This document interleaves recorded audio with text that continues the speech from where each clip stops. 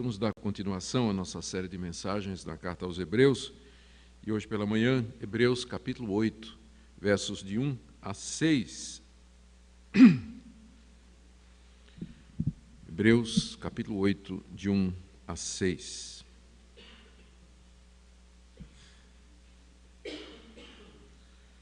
Ora, o essencial das coisas que temos dito é que possuímos tal sumo sacerdote que se assentou à destra do trono da majestade nos céus, como ministro do santuário e do verdadeiro tabernáculo que o Senhor erigiu, não o homem. Pois todo o sumo sacerdote é constituído para oferecer tanto dons como sacrifícios. Por isso era necessário que também esse sumo sacerdote tivesse o que oferecer.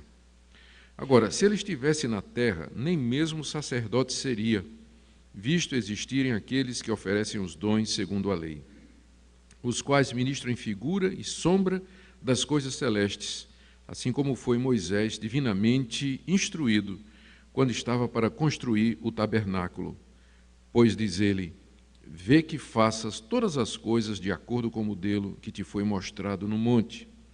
Agora, com efeito, obteve Jesus ministério tanto mais excelente, quanto é ele também mediador de superior aliança, instituída com base em superiores promessas. Até aqui a leitura da palavra de Deus. Vamos relembrar, irmãos, o que é que nós vimos até agora, para podermos seguir a linha de raciocínio e não pegar essa passagem isolada do seu ambiente maior. É sempre muito importante, quando a gente estuda a Bíblia, quando a gente vai pegar uma passagem, que a gente lembre o que vem antes, o que virá depois, que a gente tenha o quadro completo antes de poder entrar nos detalhes. Porque, com frequência, vocês têm que lembrar que a Bíblia ela não foi dada no sistema de caixinha de promessa. Todo mundo sabe como é a caixinha de promessa, né? Acho que nem vende mais hoje, mas na minha época a caixinha de promessa era a seguinte: era uma caixinha de plástico, cheia de cartãozinho com versículos da Bíblia. Então, o que é que o crente fazia? Todo dia de manhã, em vez de ler a Bíblia, né, ele pegava e tirava um cartãozinho da caixinha de promessas e lia aquela passagem. Nada errado com isso. O problema é que ele lia uma passagem, mas não lia o que vinha antes e nem o que vinha depois. Então, ficava meio solto, né? A Bíblia não foi dada dessa maneira. A Bíblia não é uma série de versículos isolados que caíram do céu. Mas a Bíblia nos é dada sob a forma de narrativa, de cartas, de histórias. Então, a revelação de Deus nos foi dada assim. Por isso que é importante, quando você lê a Bíblia, você lê muita Bíblia. Você lê o livro todo, o capítulo todo, em vez de ficar lendo só um versículo isolado.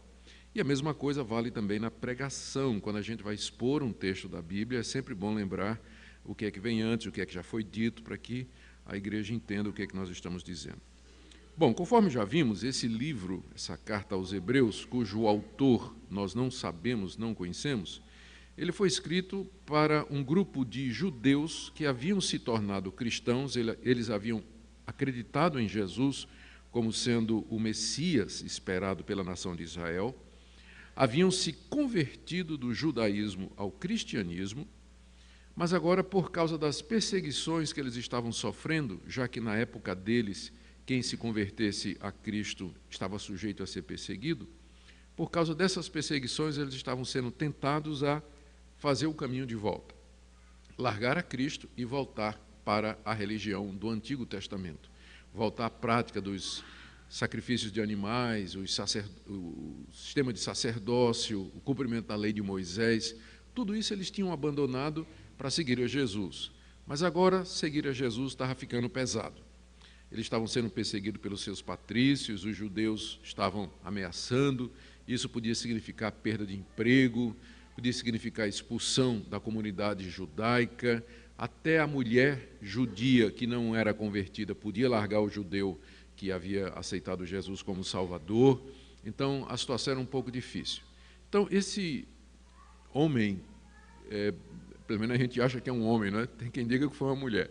Mas esse autor da carta aos Hebreus, ele entendendo a situação e conhecendo a situação, ele deve ter sido também um judeu convertido ao cristianismo, ele escreve essa carta com muita autoridade, devia ser um líder próximo dos apóstolos. Alguns acham que foi o apóstolo Paulo que escreveu essa carta, embora nós não tenhamos certeza, não se pode provar, mas com muita autoridade, muito conhecimento, ele escreve essa carta com o objetivo de dizer para aqueles irmãos: não voltem para trás. Se vocês voltarem para trás, vai ser muito pior. Vocês estão trocando aquilo que é excelente, aquilo que é superior, a revelação final de Deus, por aquilo que era sombra, que era passageiro, que era provisório. E a maneira dele fazer isso, a maneira dele convencer as pessoas, aqueles judeus, de que o retorno ao judaísmo era, de fato, um retrocesso, é fazer uma comparação entre Jesus e as coisas mais importantes do judaísmo, e as figuras mais importantes do judaísmo. Por exemplo, ele compara Jesus com Moisés. Moisés era um homem de Deus, mas Jesus é maior, porque Moisés era servo de Deus e Jesus é filho de Deus. Então ele compara Jesus com Arão, o sumo sacerdote. Só que Arão era um sumo sacerdote mortal, pecador, tinha que oferecer sacrifícios por ele mesmo. Jesus era imortal, segue uma outra linha de sacerdócio, que é de Melquisedeque, e ele oferece um sacrifício de uma vez por todas, que foi a si mesmo como salvação pelos nossos pecados. E compara Jesus com Josué, compara Jesus com o sistema, o sacrifício de Jesus com o sacrifício de animais, sempre mostrando a superioridade de Cristo. Cristo nos introduz o caminho mais eficaz, a revelação maior de Deus. O que Cristo fez nos purifica completamente, enquanto que o sistema de religião do Antigo Testamento ela era insuficiente, fraca, ineficaz para produzir todo o efeito que Deus desejava. E aqui na última mensagem que nós tivemos aqui, o final do capítulo 7, então ele faz essa comparação de Jesus com os sacerdotes do Antigo Testamento, dizendo que a perfeição era impossível debaixo da religião do Antigo Testamento, capítulo 7, de 1 a 12. Ao passo que Cristo é um sacerdote eterno, para sempre. Os sacerdotes humanos morriam, tinham que ser substituídos. Mas Jesus não morre e, portanto, ele não precisa ser substituído. Ele está exercendo o seu sacerdócio nos céus. 7, de 13 a 17. Depois vimos que, de fato, Jesus nos introduz diretamente na presença de Deus, 7, 18 a 19, que ele é mediador de uma aliança superior, 7, de 20 a 22, que ele salva completamente, perfeitamente, todos aqueles que se aproximam de Deus através dele, e isso é 23 a 25, e que ele satisfaz plenamente todas as nossas necessidades, de 26 a 28, e foi assim que o capítulo 7 terminou, falando da superioridade de Cristo com relação ao sacerdote levita, aquele sacerdote do Antigo Testamento. E agora ele continua usando esse sistema de comparação, e a comparação que nós temos agora, que nós vamos ver hoje de manhã, ainda dentro da superioridade de Jesus aos sacerdotes levitas, é que Jesus é ministro das coisas celestiais. Jesus é um sacerdote que ministra, que lida, que administra as coisas celestiais, enquanto que os sacerdotes levitas, aqui no mundo, eles cuidavam de coisas terrenas. O ponto da comparação, que inclusive, veja, o verso 1 diz que é o ponto essencial, veja como diz o verso 1. Ora, o essencial das coisas que temos dito é que possuímos tal sumo sacerdote que se assentou à direita do trono da majestade nas alturas. Então, esse ponto é o ponto essencial, é o ponto mais importante, é o resumo, é o foco da comparação que ele vem fazendo até agora. E é exatamente essa, que a religião do judaísmo, com seus levitas, sacerdotes, animais, sacrifícios, tabernáculo, aquilo era terreno, era mundano, era daqui desse mundo, embora tivesse um significado espiritual. Enquanto que Jesus nos introduz a um novo caminho, que é superior, porque é celestial, é de cima. Jesus foi o único sumo sacerdote que entrou, de fato, na presença de Deus. Os sumos sacerdotes, eles entravam naquele lugar chamado Santo dos Santos, lá do tabernáculo. Jesus foi muito mais além, ele entrou na própria presença de Deus para ministrar em nosso favor. Então, é isso que ele nos ensina aqui, nesses 6 versículos que nós lemos no capítulo 8, e que eu queria ver com vocês nessa manhã.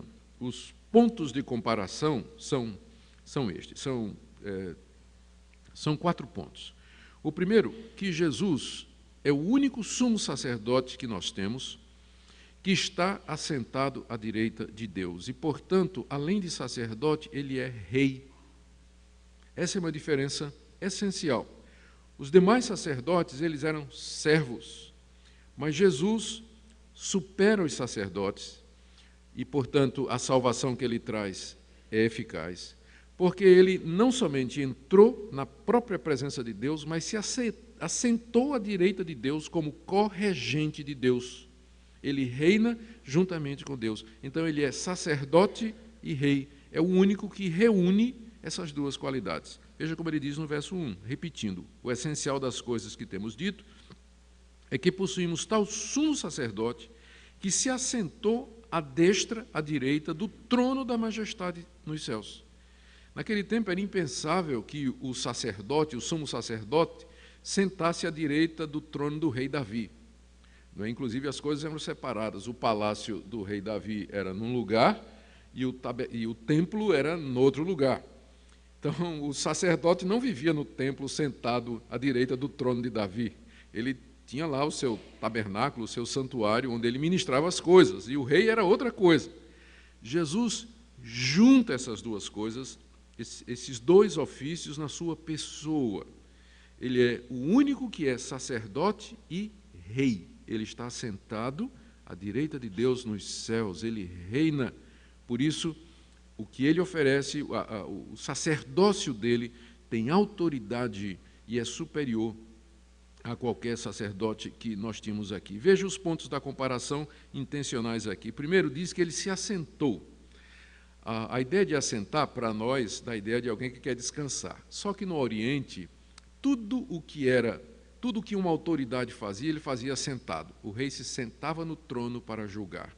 O mestre se sentava para poder ensinar. O juiz se sentava para poder decidir. Então, a ideia de sentar é de alguém que senta numa posição de autoridade para exercer a sua função. Enquanto que o sacerdote estava em pé matando o bicho, Jesus está sentado numa posição de autoridade. O sacerdote fazia o seu trabalho naquele tabernáculo construído por Moisés e depois por Salomão, o templo, em pé, ministrando lá, enquanto que Jesus se senta à direita do trono da majestade nos céus. Outro ponto da comparação é exatamente esse, a ideia de Jesus sentado à direita da majestade nos céus. Essa expressão majestade nos céus é uma maneira de falar da glória de Deus, o Deus que reina majestosamente como Rei Supremo de todas as coisas, e o trono dele está nos céus, está acima de nós. E Jesus está sentado à direita dele, que era o lugar onde se sentava o filho do rei, o príncipe, não é? Ou o corregente que regia juntamente com o soberano. Então, tudo isso é para mostrar quem é Jesus. Quem é Jesus? Então, o nosso Salvador não é somente aquele filho de carpinteiro, perseguido, judiado, que morreu crucificado numa cruz, traído e abandonado pelos seus discípulos. Ele ressuscitou dos mortos e ele está agora na posição mais elevada que um ser humano já teve. Ele está sentado à direita da majestade nos céus, onde ele exerce o sacerdócio, o ministério em nosso favor. Está intercedendo por mim, está intercedendo por você. Está trabalhando em seu favor e em meu favor também. O segundo ponto da comparação está aí no verso 2. Ele diz que Jesus é ministro do santuário e do verdadeiro tabernáculo que o Senhor erigiu e não o homem. A comparação aqui é entre o local em que esses ministérios são feitos. O nosso autor diz aqui que Jesus está ministrando no verdadeiro tabernáculo que foi erigido por Deus. Então, daqui para frente, nós vamos ver que a ideia que está por detrás aqui é que tem um tabernáculo no céu. Tem um santuário lá no céu, que é o verdadeiro santuário. E essa ideia aparece muito no Antigo Testamento. No livro do profeta Isaías, por exemplo, no capítulo 6, Isaías diz assim: eis que vi o Senhor sentado no alto e sublime trono, e suas vestes enchiam o santuário, enchia o templo, e os querubins estavam diante dele. e clamavam um para o outro, dizendo: Santo, Santo, Santo é o Senhor dos Exércitos. Então, a ideia que o Antigo Testamento nos passa, e fica muito difícil dizer se é literal ou é figurado, mas é a ideia que o Antigo Testamento nos passa, é que Deus está sentado no santuário, num trono que está dentro de um santuário, onde ele é louvado e adorado por anjos e pelos homens que já morreram e que estão na presença dele. Num estado constante de culto, Deus está sendo adorado e louvado nesse exato momento no santuário celeste. E lá está Jesus ministrando diante de Deus em nosso favor. Esse é o verdadeiro santuário. O que Moisés mandou fazer lá em Israel era uma cópia, era um reflexo terreno feito pelo homem de materiais perecíveis, de madeira, de ouro, de prata, de tijolo, não é? E agora a diferença é essa, que os sacerdotes levitas de Israel, eles ministravam naquele tabernáculo feito pelo homem, de madeira, de tecido, de marfim, de ouro, de prata, materiais preciosos, mas perecíveis, destrutíveis, enquanto que Jesus está ministrando no verdadeiro santuário, aquele que está nos céus e que é eterno e que foi feito por Deus. E aí é que entra o terceiro ponto aqui, né, e aqui que entra o ponto da comparação, não é? Aquele tabernáculo humano, além de ter sido construído pelo homem, ele depois virou um templo que foi destruído 2 vezes. Foi reparado, podia fazer retrofit, podia fazer restauração, podia, né, acontecer tudo isso. Mas o santuário celeste, ele feito por Deus, ele é permanente, ele é eterno, ele não precisa ser melhorado, porque é impossível de ser melhorado, porque ele é a expressão da perfeição. Então, é como se o autor estivesse dizendo: vocês querem voltar realmente lá para aquele templo? Preste atenção. Porque nós, em Cristo, nós entramos no santuário de Deus, o verdadeiro santuário, onde Cristo está ministrando por nós. Vocês ainda querem esse negócio de candelabro, festa judaica, chofar, né, essas coisas? Isso tudo é coisa do homem, foi feito por um tempo, era provisório. Nós agora chegamos no verdadeiro local de culto, na presença de Deus. Então, também aproveitando, temos que lembrar que nós não podemos comparar a igreja, estou falando aqui das 4 paredes, desse local bonito aqui, isso aqui não é o templo de Jerusalém. Porque às vezes as pessoas associam a igreja com o templo de Jerusalém. O cristão não tem mais templo de Jerusalém, o nosso santuário é celeste. Isso aqui é um edifício que foi consagrado para o uso dos cristãos virem cultuar a Deus, mas a igreja é onde os cristãos estão reunidos, na praia, no acampamento, no deserto, na catacumba, no centro da cidade, no shopping center onde a gente faz um culto, na casa dos irmãos, ali é que é o templo de Deus, o santuário espiritual. A gente precisa ter cuidado com isso para não passar para o local da igreja as virtudes que eram do templo do Antigo Testamento, local sagrado, que você não podia fazer determinadas coisas, o judeu virava para o templo 3 vezes por dia, só podia orar voltado para o templo, né? Na hora que o presbiteriano, quando for orar, virar para a rua Gabriele D'Annunzio, não, como é o nome? Netuzzi Pérez, né? Olhar no Google Maps, é naquela direção virar lá e orar para Deus assim, então a idolatria já foi muito longe, não é? Mas tem gente que confunde isso aqui com o templo, não é templo.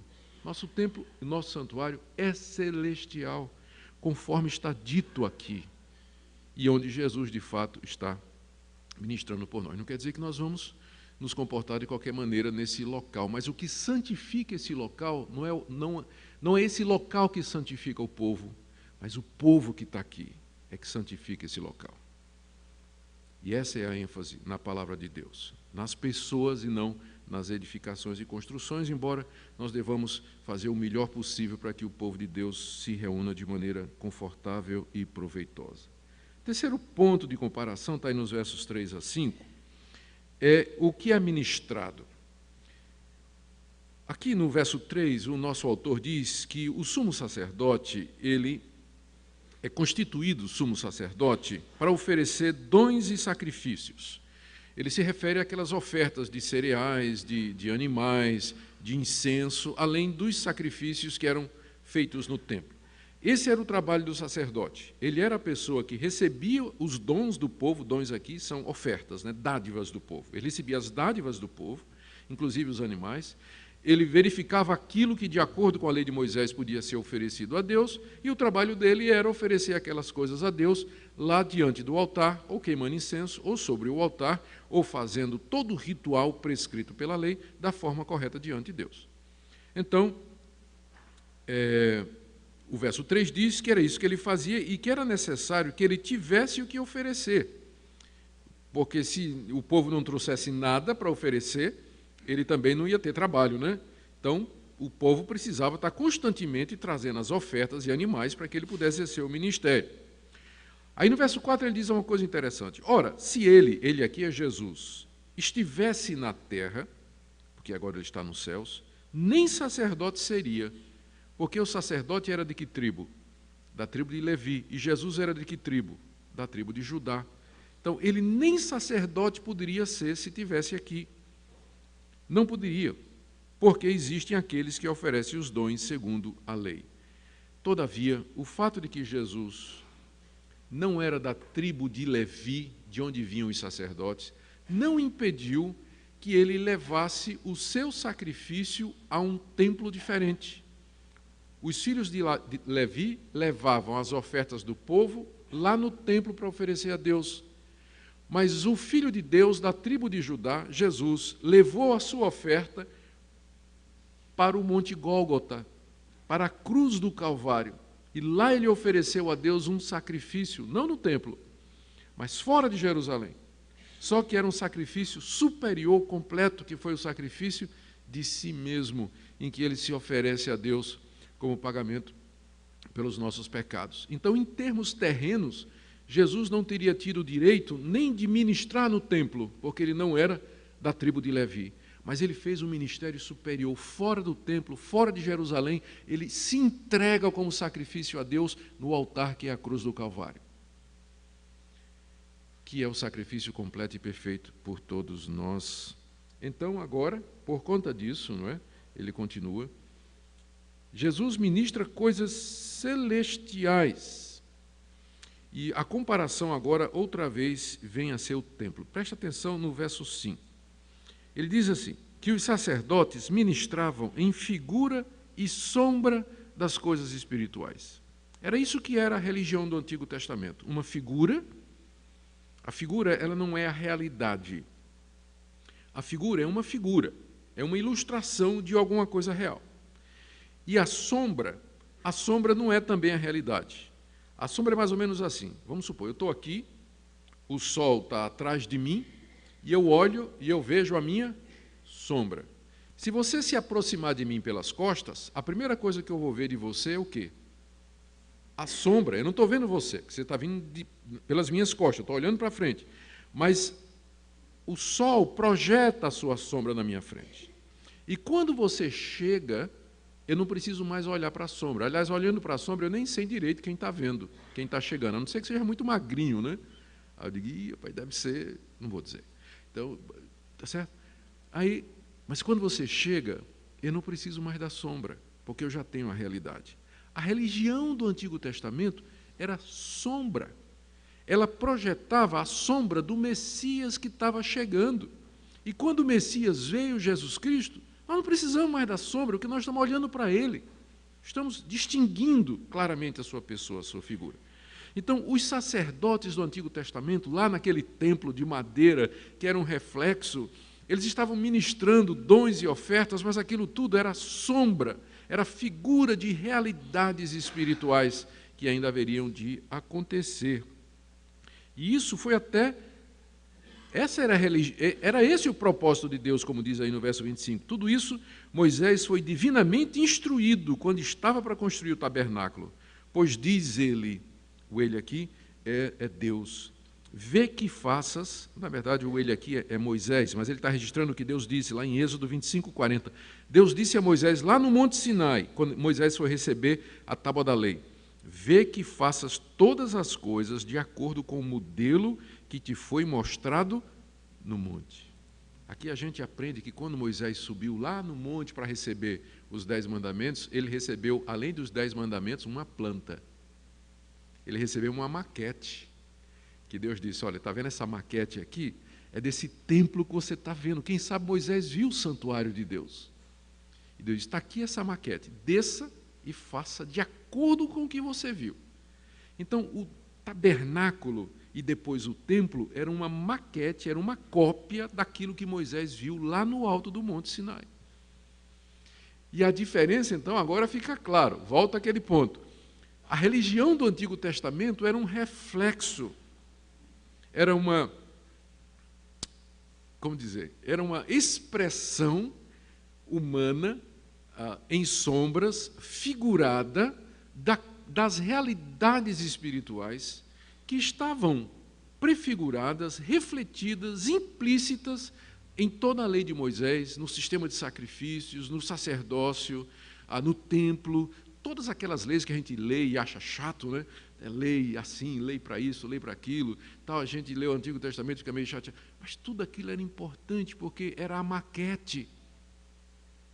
E agora o verdadeiro templo já está diante de nós. Nós não precisamos mais da maquete. Não precisamos mais. É a mesma coisa de você ir comprar um apartamento na planta, né? Já foram comprar um apartamento na planta? Eu nunca fui. Quem dera um dia talvez eu vá. Aí, quando você chega lá no local, né, só tem o terreno e tem um escritóriozinho, e você entra no escritório e tem a maquete do que vai ser aquele prédio lá, bonito e tudo mais. Imagina que você compra aquilo. Aí você fica todo dia olhando para a maquete, que coisa, e lá construindo, né? Construindo. Depois de 2 anos, seu apartamento está pronto, você diz, não, mas eu gosto mais da maquete. Eu quero ficar com a maquete aqui. Né? É a mesma coisa, depois que Cristo veio, cumpriu tudo, estabeleceu a verdadeira religião, o pessoal querer voltar para o judaísmo, querer voltar para a lei de Moisés, para o cumprimento daquelas coisas, que tudo era figura, tudo era modelo, querer trazer para a reunião dos cristãos aquelas coisas que estavam no santuário do Antigo Testamento, né, no tabernáculo, encher daqueles símbolos judaicos e praticar as coisas que, de fato, faziam parte do que era provisório do Antigo Testamento. Então, queridos, esse aqui é o nosso argumento. O último ponto de comparação está aí no verso 7, que vai ser desenvolvido do verso 8 em diante, que nós veremos na próxima mensagem, se Deus permitir. A partir do verso 6, desculpem. Agora, com efeito, obteve Jesus um ministério tanto mais excelente, quanto ele é também mediador de superior aliança, instituída com base em superiores promessas. Desculpe, só retificando, a partir do verso 7, então, é que vai ter uma explicação maior disso que o verso 6 está dizendo, que introduz esse ponto novo, né? Está dizendo que Jesus é mediador de uma superior aliança. Isso é outro ponto de comparação. Porque no Antigo Testamento tudo estava baseado na aliança de Deus com Israel, que era feita com Abraão, Isaque e Jacó. Mas agora Jesus ele é mediador de uma superior aliança, que é o que veremos na próxima mensagem, mas já fica aqui também o ponto de comparação. O que é que nós podemos aprender do que está ensinado aqui? Há vários pontos importantes. O primeiro deles que eu queria mencionar é a relação entre o Antigo e o Novo Testamentos. Eles se complementam. Então, não faz sentido você dizer assim, eu acho que eu gosto do Novo Testamento e detesto o Antigo, porque o Antigo não tem nada a ver. Não é isso que isso aqui está dizendo. Para entender o Novo, você tem que entender o Antigo.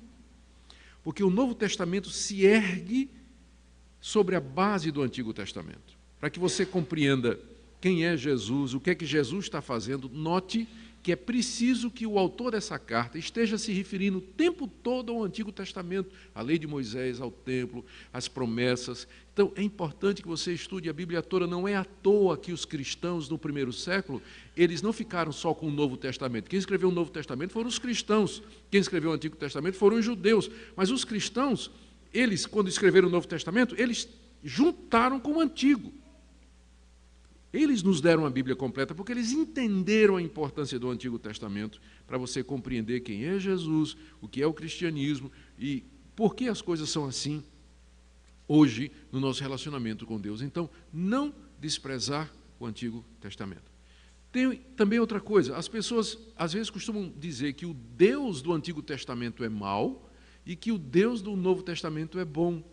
Que o Deus do Antigo Testamento era um Deus malvado que gostava de guerra, mas o Deus do Novo Testamento é o Pai de Jesus, amoroso. Não tem essa diferença, porque o mesmo Deus que instituiu a religião do Antigo Testamento é o mesmo Deus que cumpriu todas as promessas que estavam implícitas no Antigo Testamento. É o mesmo Deus, ele apenas estava agindo em estágios diferentes. Ele se revelou a nós progressivamente, passo a passo, não veio tudo de vez. Então, nós não podemos fazer essa confusão. E agora, meu último ponto é um que eu já disse, que, portanto, não faz sentido para nós, considerando que o Antigo Testamento ele se desenvolve e se cumpre, se planifica no Novo, não faz sentido querer voltar para os aspectos religiosos do Antigo Testamento. Circuncisão, celebração de Páscoa. Cristão não tem Páscoa, cristão tem ceia. Celebração, trazer candelabro, celebração das festas judaicas. Né? De vez em quando eu fico assim meio estranhando quando eu encontro um evangélico escrevendo o nome de Deus na internet, usando assim, Deus asterisco ou apóstrofo US. Né? Por que isso? Porque o judeu no Antigo Testamento não pronunciava o nome de Deus, mas no Novo pronuncia. Quem escreveu o Novo Testamento em grego, escreveu Kyrios, escreveu Adonai, escreveu todos os nomes de Deus sem botar asterisco. Então, é um escrúpulo judaico, não porque o judeu, para não tomar o nome de Deus em vão, não pronunciava o nome de Deus. Mas tomar o nome de Deus em vão não é pronunciar o nome de Deus, é você usar o nome de Deus por bobagem, você ficar dizendo, ai meu Deus, valha-me Deus, ou ficar se referindo a Deus de maneira imprópria, mas né, porque o judeu não escrevia o nome de Deus, com medo de quebrar o mandamento, não tomarás o nome do Senhor teu Deus em vão. Mas você entende, tem gente que acha que as coisas do judaísmo são mais espirituais, vão dar uma proximidade maior para a Bíblia. Eu já fiz a comparação da maquete e do edifício pronto, eu acho que não precisa dizer mais nada, né? Eu creio que isso já é suficiente para dizer que nós já chegamos lá, pela graça de Deus. E agora, em termos de aplicação, eu queria trazer uma única aplicação para nós. Em termos práticos, como é que isso modifica a minha vida? Como é que isso afeta a minha vida no dia a dia? Essa passagem, como outras, esse trecho, nos encoraja a nos achegar a Deus com confiança. Porque ao lado de Deus, assentado à sua direita, na majestade da majestade nos céus, no santuário celestial, no templo eterno, onde Deus habita, onde Ele é adorado constantemente, há uma pessoa que está intercedendo por mim. Há um homem, porque ele continua verdadeiro homem, é o único homem que está sentado à direita de Deus, porque também é filho de Deus. E lá ele ministra as coisas referentes a mim. Ele não está oferecendo sacrifícios por mim como sacerdote, porque isso ele já fez de uma vez por todas. Mas toda vez que Augustus cai, ele chega diante do Pai e se apresenta como o pagamento pelos pecados que eu cometi. Quando eu estou errando ou no caminho errado, ele intercede ao Pai. Pai, não permita que ele se desvie, mas guarda-o no teu amor, no teu propósito. Quando ele percebe que os inimigos são mais fortes do que eu, ele diz, Senhor, protege-o dos inimigos. Senhor não, porque ele nunca falou a Deus como Senhor, né? Pai, protege-o dos inimigos. Livra-o daqueles que são mais poderosos e numerosos do que ele.